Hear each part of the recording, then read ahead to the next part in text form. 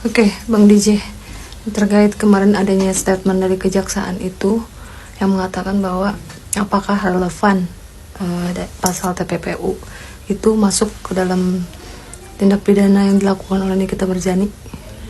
Oke, gini, menindaklanjuti statement Kejaksaan Tinggi DKI bahwa dia juga mengatakan berkas yang diajukan oleh kepolisian itu masih tetap ditolak ya. Artinya masih P18, P19, belum P21. Artinya berkas ini masih belum layak untuk dilimpahkan atau dinaikkan pada tahap 2. Karena kalau udah tahap 2 itu kan artinya dilimpahkan ke pengadilan untuk dipersidangkan.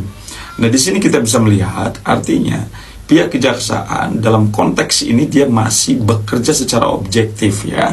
Jadi dia tidak diintervensi oleh pihak kepolisian. Buktinya apa? Buktinya berkas-berkas dari kepolisian selalu ditolak. Kalau ditolak artinya ada nota catatan ya yang harus dilengkapi oleh pihak kepolisian yang berkaitan dengan bagaimana pembuktian ya. Pembuktian terhadap perbuatan yang dilakukan oleh Nikita Mirzani. Jadi ada kemungkinan menurut saya sampai sejauh ini unsur tindak pidana pemerasan yang dilakukan oleh Nikita Mirzani itu masih juga tidak memenuhi unsurnya gitu, apalagi berkaitan dengan pasal TPPU. Saya menganggap bahwa TPPU ini kan menurut saya nggak ada korelasinya dengan perbuatan yang dilakukan oleh Nikita Mirzani seperti yang dilaporkan oleh Reza Gladys gitu loh. Kalau TPPU seperti di dalam pasal 5 Undang-Undang TPPU, Undang-Undang nomor 8 tahun 2010 dikatakan bahwa yang disebut dengan tindak pidana TPPU itu adalah satu perbuatan di mana pelaku mengaburkan dalam konteks uang. Misalkan uang ini hasil kejahatan, hasil korupsi misalkan, contoh uang ini dikaburkan seolah-olah diputerin, ada bisnis, ada produk bisnisnya gitu loh, sehingga tidak terlihat bahwa uang ini adalah uang hasil kejahatan. Jadi kalau menurut saya tidak tepat kepolisian menggunakan pasal atau penerapan pasal TPPU terhadap perbuatan yang dilakukan oleh Nikita Mirzani. Kalau hanya dugaan tindak pidana pemerasan itu sah-sah saja ya kan. Karena apa? Karena memang dia terima uang dari Reza Gladys gitu kan, dari pelapor. Cuman kita melihat bahwa uang ini kan bukan diminta oleh Nikita Mirzani, tetapi pelapor menawarkan uang tersebut kepada Nikita Mirzani untuk meminta bantuan.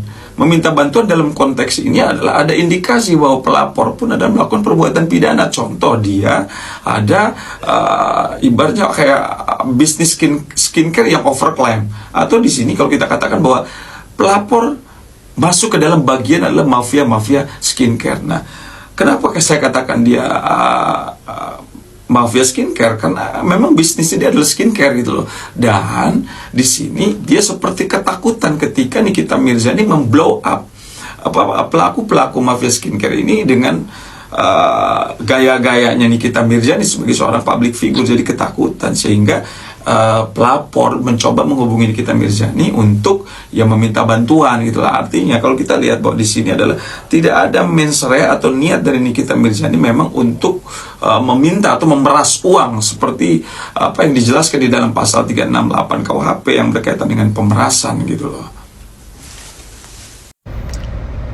Nikmir bisa bebas kalau pengacaranya nanti bisa membuktikan bahwa tidak ada mens rea atau bad intent atau niat jahat ya berkaitan dengan persoalan yang diduga tindak pidana pemerasan maupun TPPU ya.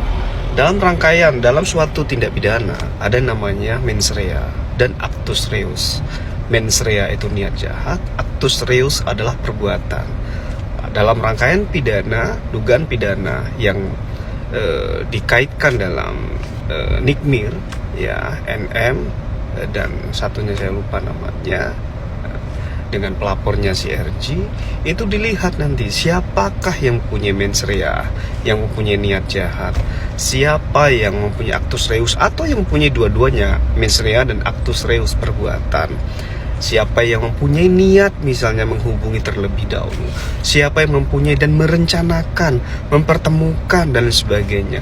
Rangkaian pidana ini tidak boleh terputus, sehingga ketika ini tidak terputus atau terputus maka tidak bisa itu dinyatakan P21. Makanya kenapa ini dinyatakan P19? Karena ada rangkaian peristiwa pidana yang terputus di situ. Ya, sehingga yang mempunyai mens rea dan actus reus itu bisa kena.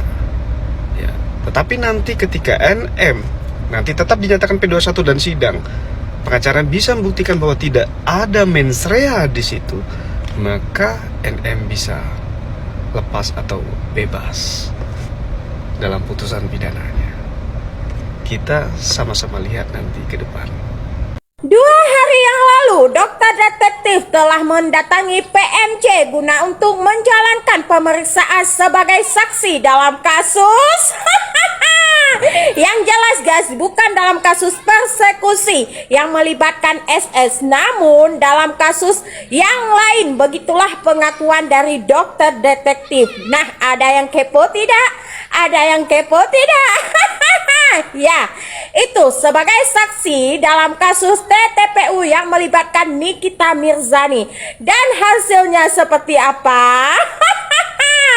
Oke, kita tunggu informasi selanjutnya dari PMJ. Mudah-mudahan dari kesaksian dokter detektif tersebut akan menjerat dirinya sebagai tersangka dalam kasus TTPU Pasir.